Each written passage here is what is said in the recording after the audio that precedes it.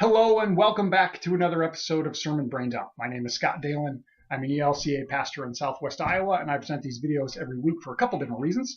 The first of which is just to move my brain out of the mode of background work as I kind of work and ponder and prep with the text and move into the process of actually writing and preparing a sermon that I will preach to my congregation for the weekend.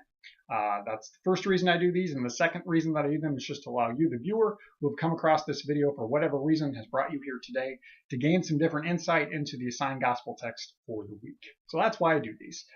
This particular Sunday, which is April 30th, 2017, the third Sunday of Easter, also doubles as my aunt and uncle's anniversary. Don't ask me how many years, because I would have to do a lot of math and figure it out. And I'm not going to do that today, but the third Sunday of Easter. And as we've seen in the last couple of weeks, we're kind of continuing a theme in terms of post-resurrection appearances. Now that is going to change after this particular Sunday. We'll kind of get a little bit of a shift in terms of what's the focal points of the different gospel texts will be, but that's kind of where we're still at. Now this particular story is a pretty commonly seen one in the lectionary cycle.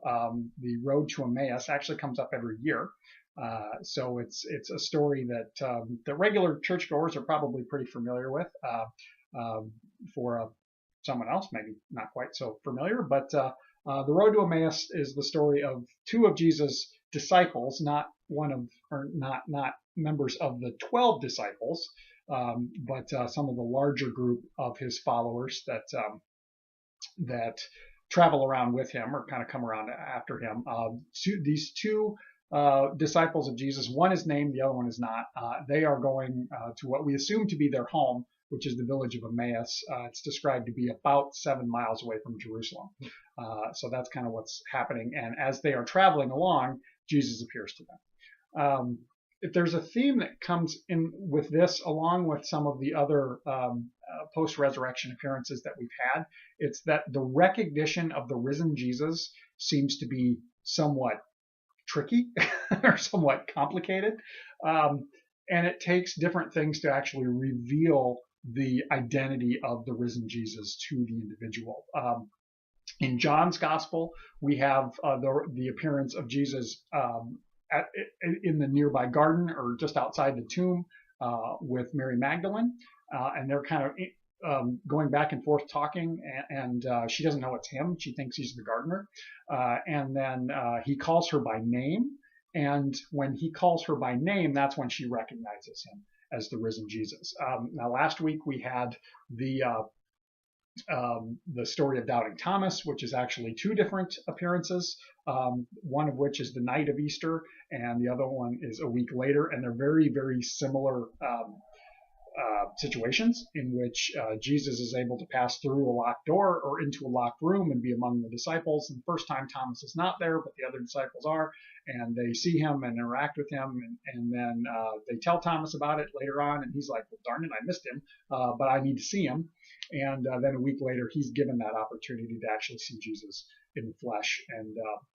And so that was last week. Well, now here on the road to Emmaus, we see that Jesus, his identity kind of being not acknowledged is not the right word, but being recognized by these two disciples happens as well. So with that, I'm going to go ahead and dive into the reading of it. It's Luke 24, verses 13 through 35, kind of a somewhat lengthy reading, 20 some odd verses, so it'll take a little bit to get through. But as I go, I kind of, as per normal, I'll probably stop and make some side comments as we're reading. But let's dive in. Now, on that same day, this still being Easter, so this is Easter Sunday, even though we're 2 weeks out from Easter, we're still looking at Easter, woohoo, because we're people of Easter apparently. But now on that same day, two of them were going to a village called Emmaus, about 7 miles from Jerusalem, and talking with each other about all these things that had happened. Now, why are they leaving on this particular Sunday? Well, keep in mind, Jewish Sabbath is Saturday. Passover, which is why they were all in Jerusalem to begin with, is now over. The festival has wrapped up, and so it makes sense that they're going home. We don't hear about it in this passage, but there were very likely a lot of travelers along the road as people were disseminating back out from Jerusalem after the close of the festival to go home. So it's likely that these two guys were not alone, that there were other travelers on the road. And so their encounter with Jesus, which is about to happen, would not have been unexpected in terms of encountering other people. Now, for it to be Jesus, well, yeah, that's kind of crazy. But okay, here we go. While they were talking and discussing, Jesus himself came near and went with them, but their eyes were kept from recognizing him. And he said to them, "What are you discussing with each other while you walk along?" They stood still, looking sad. Then one of them, whose name was Cleopas, answered him, "Are you the only stranger in Jerusalem who does not know the things that have taken place there in these days?" He asked them, "What things?" They replied, "The things about Jesus of Nazareth, who was a prophet, mighty in deed and word before God and all the people, and how our chief priests and leaders handed him over to be condemned to death and crucified him. But we had hoped that he was the one to redeem Israel. Yes, and besides all this, it is now the third day since these things took place. Moreover, some women of our group astounded us. They were at the tomb early this morning. And when they did not find his body there, they came back and told us that they had indeed seen a vision of angels who said that he was alive. Some of those who were with us went to the tomb and found it just as the women had said, but they did not see him." Then he said to them, "Oh, how foolish you are, and how slow of heart to believe all that the prophets had declared. Was it not necessary that the Messiah should suffer these things and then enter into his glory?" Then, beginning with Moses and all the prophets, he interpreted to them the things about himself in all the scriptures. As they came near the village to which they were going, he walked ahead as if he were going on. But they urged him strongly, saying, "Stay with us, because it is almost evening, and the day is now nearly over." So he went in to stay with them. When he was at the table with them, he took bread, blessed and broke it, and gave it to them. Then their eyes were opened, and they recognized him, and he vanished from their sight. They said to each other, "Were not our hearts burning within us while he was talking to us on the road, while he was opening the scriptures to us?" That same hour they got up and returned to Jerusalem. They found the 11 and their companions gathered together, and they were saying, "The Lord is risen indeed, and he has appeared to Simon." Then they told what had happened on the road, and how he had been made known to them in the breaking of the bread.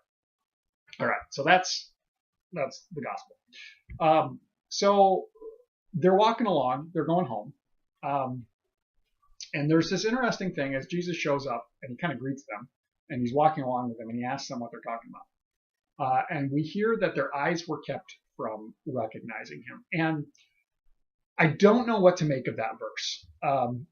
Sometimes I tend to think, or I ask the question, what is it that keeps their eyes from recognizing him? Is it that God does not intend for them to recognize that this is the risen Jesus? I don't think so. Are their eyes kept because of their grief, because of the confusion of what has happened, of what has been reported? Is that what's going on? Are their eyes kept from recognizing him because it's just so unlikely that this man who was dead would be alive again? I mean, I don't know. I don't have a good answer to that. And yet that's the case. For whatever reason, they don't recognize him. And maybe it's self-generated. The way it's worded, it doesn't seem like it, but I don't know what to say in terms of what's the source for why they couldn't recognize him, but that's in there. So he asked them, what things are you talking about? Or they asked, "Are you a stranger in Jerusalem?" That's an interesting statement. He's clearly Jewish. Jewish people at the time, I'm told, had a pretty distinctive look. Might have been the way they dressed, might have been just the way that their culture, they wore their culture, if you want to say that. So these two guys would have recognized him as a fellow Jewish man, and if he's around Jerusalem, he's clearly been there for the Passover festival, and yet these things that have happened to Jesus seemingly are a big deal, or seemingly were all the news. And if we think about a crucifixion, I know they were common in the Roman Empire. That was the common way that people were made an example of. Typically, if there was some sort of insurrection or kind of rising up against the Roman Empire. If you remember, Jesus was the sign that was over his head was Jesus Christ, King of the Jews. So he was essentially executed by the Roman government or by the Roman officials for claiming to be king. That's pretty much what the charge was, whether it was accurate or not, and that's open to interpretation. So this happening would have been big news in Jerusalem. I don't think that it would have been common for crucifixions to be happening during a big Jewish festival there in Jerusalem. And yet we remember that the Romans were the controlling party, so they can do what they want. But it was probably like unexpected. It was probably pretty. I'm thinking the word scandalous. I don't know if that's the right word or not, but it was a big deal. So clearly, at least for these two guys, as they're addressing Jesus, not knowing who's Jesus, it's crazy for them to think he doesn't know what's going on. So that's where that "are you a stranger who doesn't know these things" comes from. But it's interesting what they say as they begin to explain about how their sadness or their personal state is over the death of Jesus. We had hoped that he was the one to redeem Israel. Now, I focused on that point before in past sermons on this particular passage. I don't know if I'm going to do that again or not. I may, always kind of trying to figure out where the sermon itself is going to go. But thinking about, we had hoped, this is what we expected. We thought that as the Messiah, he was the one to redeem Israel. Well, he is, just not in the way that we understand, not in the way that we expect, because God's work, the redemptive work of creation through the life, death, and resurrection of Jesus doesn't ascribe to what we think, doesn't fit in the box that we want to put God in. So when we think we had hoped for something, we had hoped for this out of the Messiah, well, he's up to something different, whether we like it or not, and it's not up to us. Also thinking along those lines in terms of our lives, those things that we hope for in our lives that don't turn out the way that we had hoped for, and how that can cause grief, that can cause pain, that can put us in the state that these two people are in as they're trudging along, going home after everything that's happened. They had this pedestal idea built up, and now things aren't going that way, and it's like, well, what do we do now? And so I've kind of focused on that before. I'm not really leaning that direction this time around, but I'm kind of thinking about it. But going on from there, Jesus then interprets the scriptures for them. So they're Old Testament scriptures. So they're talking about that. And then they get to Emmaus, and Jesus looks like he's going to go on, but they invite him to come in. And what's interesting is there's a little blurb there from Holden Evening Prayer, if you happen to be familiar with that. And that's in my head because we were doing it for our Lenten worships just here in less than a month ago. And so people in my congregation may recognize that if they were here for our Wednesday night worships. But they invite him to come in, so he comes in and stays with them. And then we have something that sounds very reminiscent of communion going on, because he takes the bread and he blesses it and he breaks it. And it's in the breaking of the bread that their eyes are opened and they recognize him, that this is Jesus. And here's an interesting thing. The instant they recognize him, he disappears. Now, I was talking about this with some of my high school kids earlier this week, and one of which is a very, very new believer. And she's just kind of exploring all of this stuff and kind of starting to figure this stuff out. And so when we bump into some things that are a little confusing, she's great about asking questions and making the point like, I don't get it, which is actually really cool. And so thinking about that makes me think about this idea of, are you a stranger? Are you not familiar with this story? Now, I hear this story, and as I said at the beginning of the video, this is one that we see every year in the lectionary. So it comes around every year, right about this time, a couple of weeks after Easter, we have this story. And so it's one that's familiar to those of us who have been in the church. But this seems like utter nonsense to someone who hasn't been, and that's a big chunk of the world. So I think about it, and so Jesus is God in human form, or the Son of God, or whatever you want to say. But Jesus is God among us, and he appears to these two guys that are friends of his, are followers of his, and teaches them, which is kind of what Jesus tends to do. But then his identity is finally revealed to them, and the instant they get, oh man, this is God, this is Jesus, he disappears. Where the heck does he go? And I thought about that a lot, and thinking about that, it just doesn't make a whole lot of sense. And I keep asking myself the question, what is God up to, or what is Jesus up to in these post-resurrection appearances? Why does he show up and then disappear, and then show up somewhere else to someone else and disappear, and show up in different ways, and his identity is revealed in different ways as we look at the different stories among the different gospels, and what is going on here? And maybe that's the big question that we need to wrestle with, and maybe it's okay that we can't answer that, but it's good to acknowledge that this seems strange. And it is a strange thing when we think about the gospel as a whole. That the Apostle Paul talks about the gospel being a tripping point and folly to those who do not believe. And if we think about the idea that God came into our world to do something about it, and as Jesus, he lived and he died, and then he rose again, and then after a little while. And very shortly after the end of this passage, here in Luke, he returns to heaven, and the Holy Spirit comes upon us. So the Holy Spirit is the presence of God, empowering us to be the body of Christ here in the world. And that's the way things have been for the last 2,000 years. And as we join with God in this work of reconciling the world, and yet we don't see Jesus. We wish we did, but I kind of find myself thinking, and this is, I think, the direction that the sermon itself is going to go.